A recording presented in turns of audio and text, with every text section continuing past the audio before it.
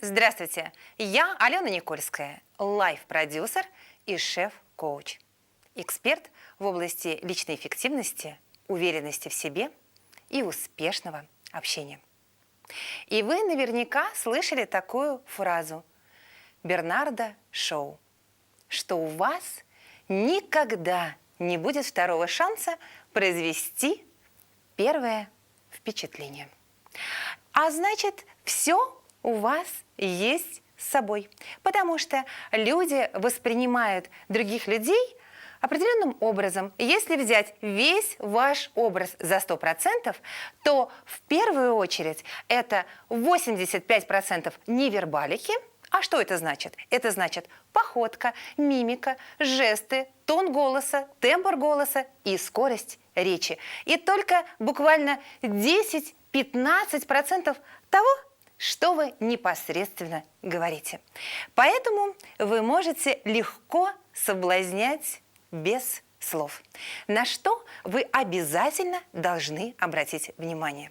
Ну, во-первых, ваше внутреннее состояние. Вы должны быть доброжелательны, улыбчивы. От вас должна исходить энергия позитива, оптимизма, открытости. Представьте, что сзади вас, прямо за плечами, у вас огромные роскошные крылья. Ну, возможно, крылья бабочки или ангела. И тогда ваши плечи расправятся, и грудь будет выдвигаться вперед, что очень нравится мужчинам. Во-вторых, помните о том, что у вас есть такие вещи, как волосы, и вы можете аккуратно их поправить или взять локон и накрутить его просто на палец, или просто показать свои запястья. А именно запястье считается одним из самых-самых эрогенных зон у женщин. И мужчина бессознательно воспринимает это как желание ему понравиться, пококетничать и ваша беззащитность.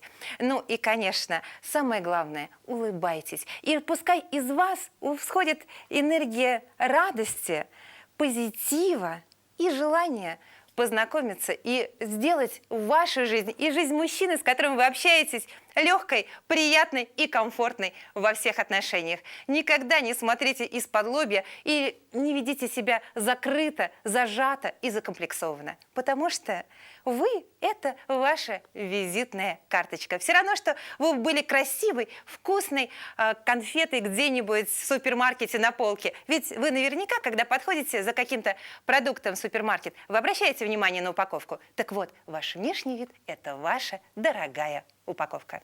Удачи вам в соблазнении без слов.